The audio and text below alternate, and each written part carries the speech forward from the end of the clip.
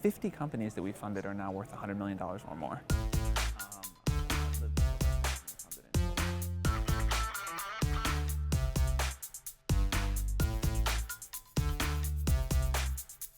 We really try to fund any company that we believe can be a $10 billion company. We try to just think about every company as an individual, not as a trend. And if we see an individual company that we believe can be huge and really important and really successful, we try to just fund that company. And when we look at Silicon Valley now, we're hearing more and more about a tech bubble. You're seeing these companies that have these incredibly high valuations.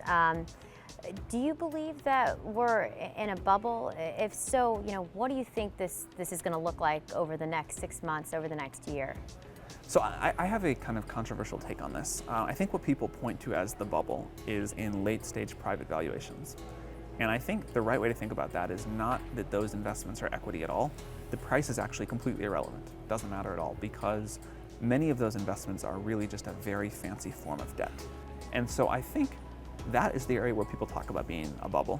If you look at companies like public companies like Yelp or Box on the early side or Apple on the latest side, none of those look like bubble valuations to me. So when you have like a company like Snapchat, right, and there's all this news because Snapchat, it keeps growing and growing and growing and valued at more and more, and it's almost like there's more and more hype, and then all of a sudden you see that they've been devalued, and that's when people kind of say, wait a second, do we need to take a step back? Are investors taking a step back? Well, I think the right answer is not to put any credit into the valuations when they go up and not to put any credit when they get marked down. These illiquid private valuations are completely fictional. They're meaningless. And when we're an investor, we try not to get too excited when the valuations go up, and we don't get sad when they go down. The only thing we care about is, do we think we got a good deal when we first invested in the company, and then when we liquidate, when the company gets acquired or we sell our shares when it's a public company, do we think that's a fair price? But these intermediate prices where people, like 1% of the company is trading and, one person in Fidelity is marking it up or down, there's no signal on that. We just ignore it.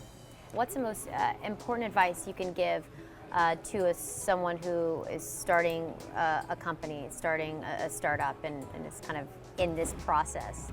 Well, the logo that we have put on YC shirts now for 10 years, or the slogan, is make something people want. I still think that is the most important, sounds like it should be obvious but is not obvious piece of advice for startups. There are a lot of things that people screw up with startups, and that's okay. But if you don't get this right, if you don't make a product that at least some users really love, it's hard to be really successful no matter how well you do everything else.